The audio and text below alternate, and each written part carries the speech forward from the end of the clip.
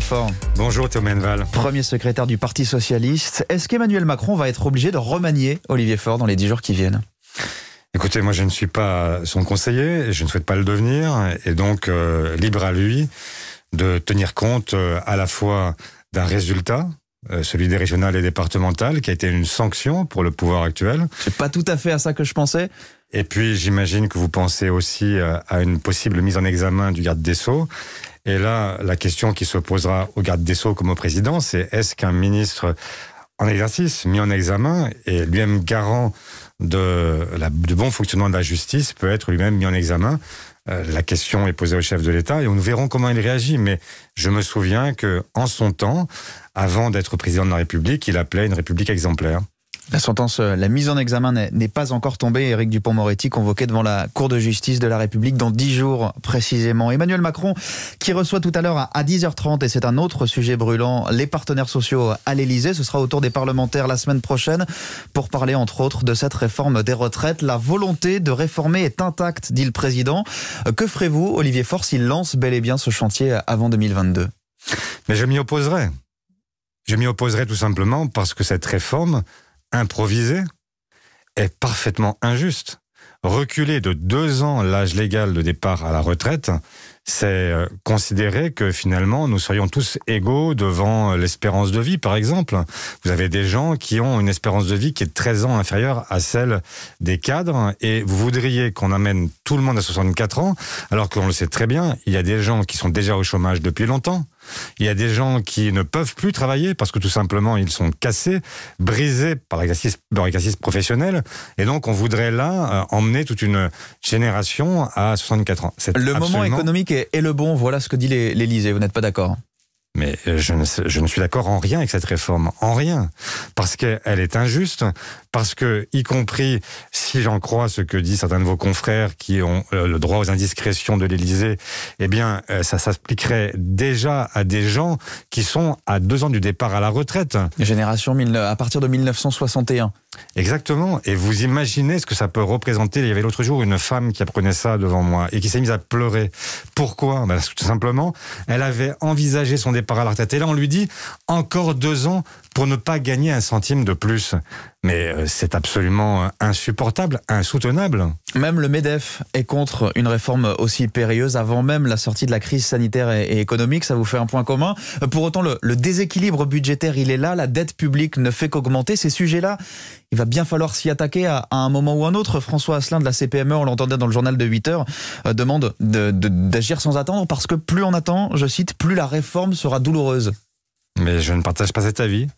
Je ne le partage pas. La vraie question qui est posée, c'est comment est-ce qu'on arrive aujourd'hui dans un pays qui est l'une des 7 plus grandes puissances mondiales. Comment est-ce qu'on fait pour partir à la retraite dans de bonnes conditions? Comment est-ce qu'on fait pour que la vie ne devienne pas un enfer pour les gens qui ont des toutes petites retraites? Donc la question, c'est le minimum.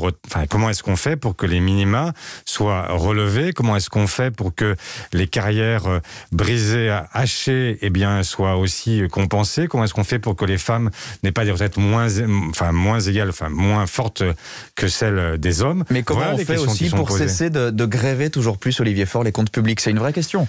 Mais la première chose, et c'est ce que disait le Conseil d'orientation des retraites, c'est que ces déficits, ils sont pour une large part liés à la politique que mène le gouvernement. Quand vous exonérez de cotisations sociales, quand vous supprimez de l'emploi public, tout ça, ça a des conséquences directes sur le financement de nos retraites. Et donc, vous ne pouvez pas à la fois creuser le trou et après crier au loup. C'est exactement ce qui se passe en ce moment, et c'est la raison pour laquelle, cette réforme n'est pas légitime, elle est indigne parce qu'elle est injuste, et donc, oui, je m'y opposerai. Selon un sondage Elab, 37% des Français ne veulent pas de cette réforme, une trentaine de pourcents oui, mais après la présidentielle, finalement, ce serait un bon carburant pour vous pour mobiliser à gauche pour 2022. Mais moi, franchement, Théo Menneval, je ne cherche pas du carburant. En fait, les Françaises et les Français savent déjà à quoi s'en tenir avec ce gouvernement. Ils l'ont vu à de multiples reprises. C'est un gouvernement qui n'a Dieu que pour les premiers de cordée et qui oublie les fameux premiers de corvée.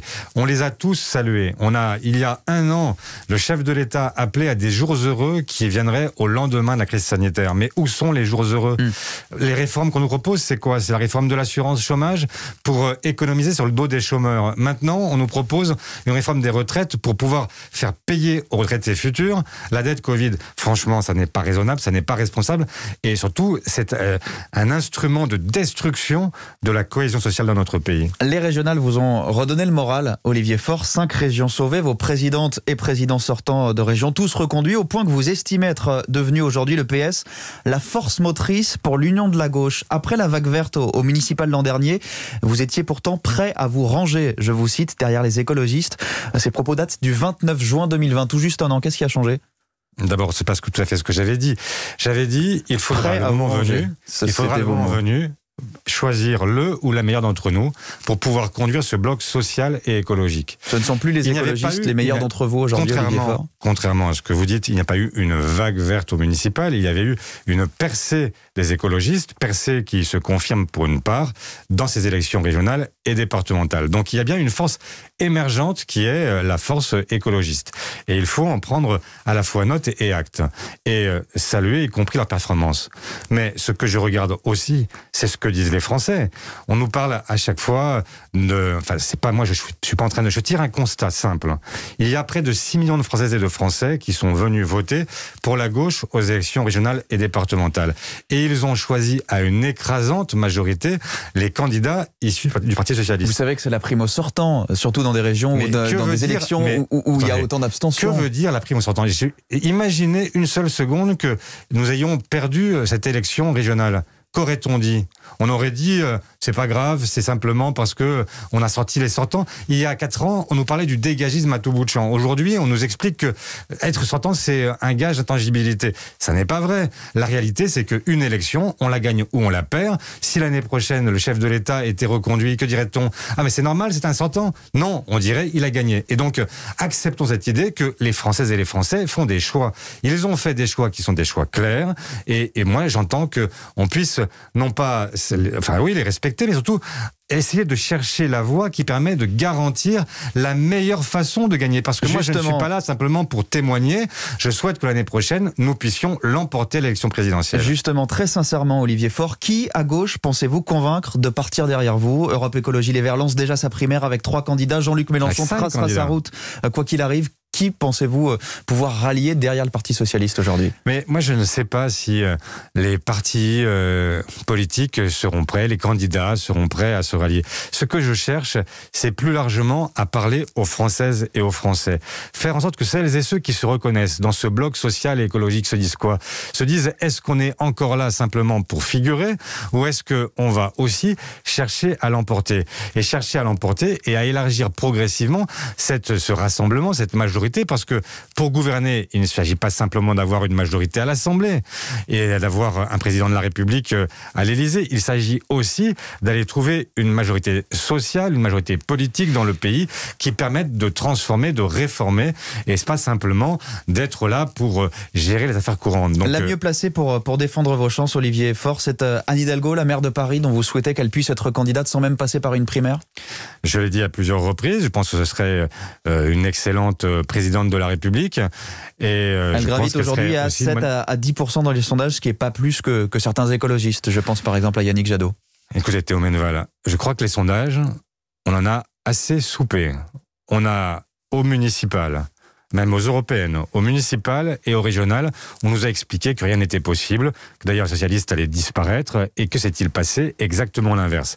Et donc, moi, je considère que, surtout que, enseignés par l'histoire des sondages, justement, 1 an avant une élection présidentielle, ils n'ont jamais réussi à anticiper celui ou celle qui, jusqu'ici, qui sera président de la République 1 an plus tard. Et donc, je pense que plutôt que de chercher à encoder, à conditionner les Françaises et les Français sur l'idée qu'il n'y aurait pas d'autre choix que Marine Le Pen et Emmanuel Macron, eh bien moi je leur dis ce matin comme les Français nous l'ont dit eux-mêmes il y a maintenant 2 week-ends, eh bien, il y a un espoir qui s'est levé. Nous pouvons très bien ne pas avoir cette fatalité sur le dos. Nous pouvons avoir un autre deuxième tour. Et c'est évidemment sur quoi j'entends travailler maintenant. C'est votre espoir. Merci beaucoup, Olivier Faure, premier secrétaire du Parti Socialiste. Merci d'avoir été l'invité politique d'Europe 1 ce matin. Bonne journée. Merci beaucoup à vous.